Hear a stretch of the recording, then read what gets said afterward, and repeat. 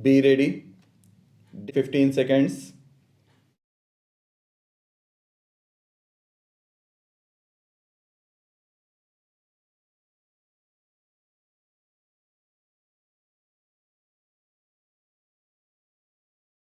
We stand in the middle of the 20th century, and this period has seen far reaching changes all over the world. There have been wars and revolutions.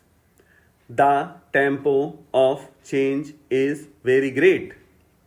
Any plan that we make, like this 5-year plan, is subject to the great political, economic, and technological changes that we are witnessing.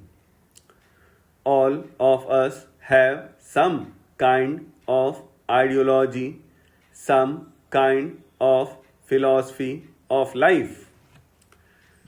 We may not be philosophers, but without some kind of philosophical or ideological approach, we would have no yardstick to measure things by.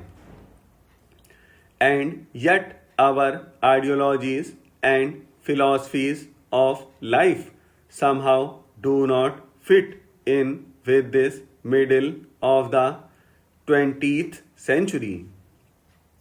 This may be due to the fact that though facts change and circumstances become different, we still hold on to old lines of thinking. The human mind is singularly conservative and it does not change easily. We hold on, if I may venture to say so, to some out of date philosophical or ideological approaches. Take the question of war.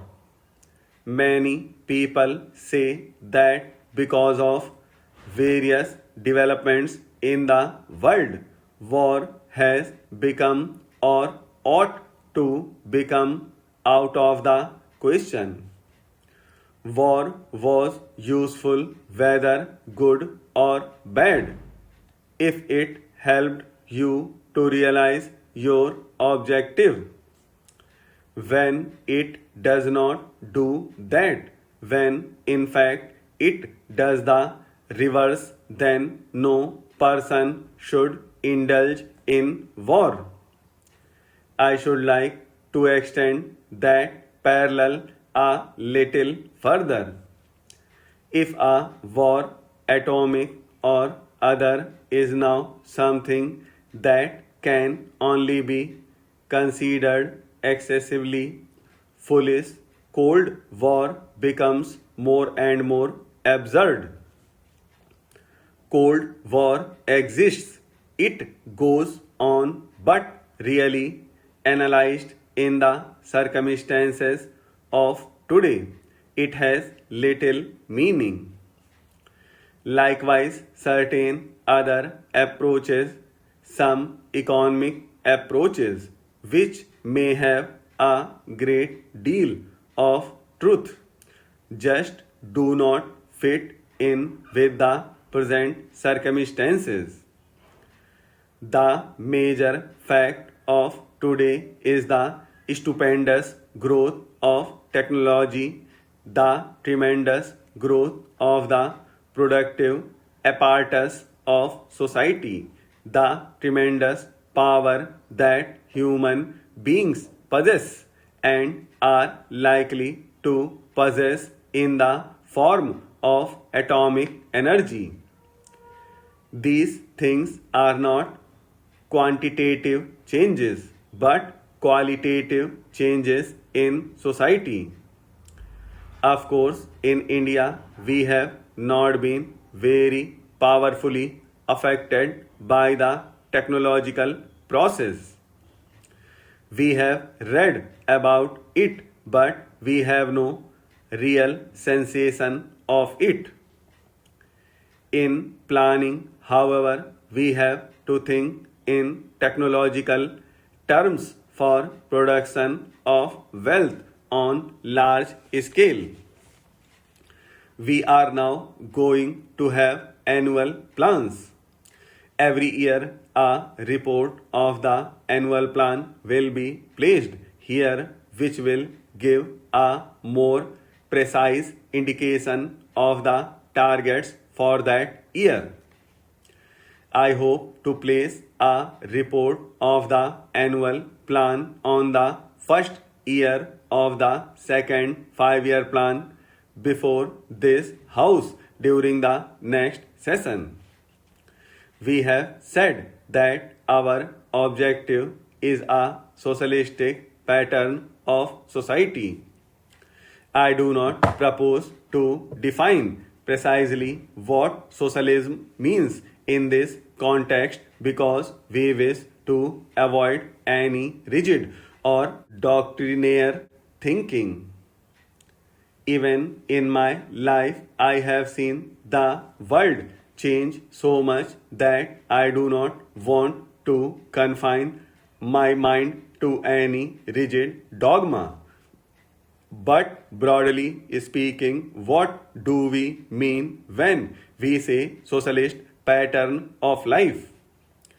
We mean a society in which there is equality of opportunity and the possibility for everyone to lead a good life. Obviously, this cannot be attained unless we produce the wherewithal to have the standards that a good life implies. We have therefore to lay great stress on equality, on the removal of disparities, and it has to be remembered always that socialism is not the spreading out of poverty. The essential thing is that there must be wealth and production.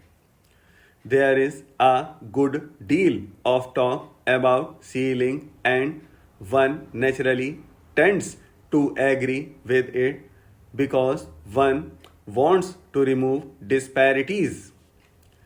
But one has always to remember that the primary function of a growing society is to produce more wealth, otherwise, it will not grow and one will have nothing to distribute. If in the process of fixation of ceiling or any other method of producing some kind of equality, you stop this process of wealth accumulation, then you fail in your objective.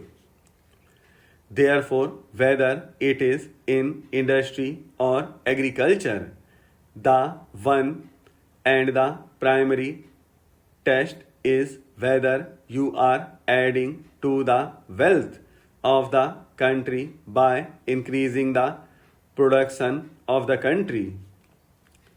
If not, you become stagnant in that field. In order to reach equality, as I hope we shall sometime or other, we need not follow the road of some artificial fixation of ceiling, but 100 paths which gradually take us there. An artificial attempt may indeed prevent us from reaching it. Remember this while we plan, while we work, our population also grows. I gave the house just now the estimated figure of our national income in the next 20 years. By the end of that period, the population of India will be round about 500 million. This rate of population growth is not that very great.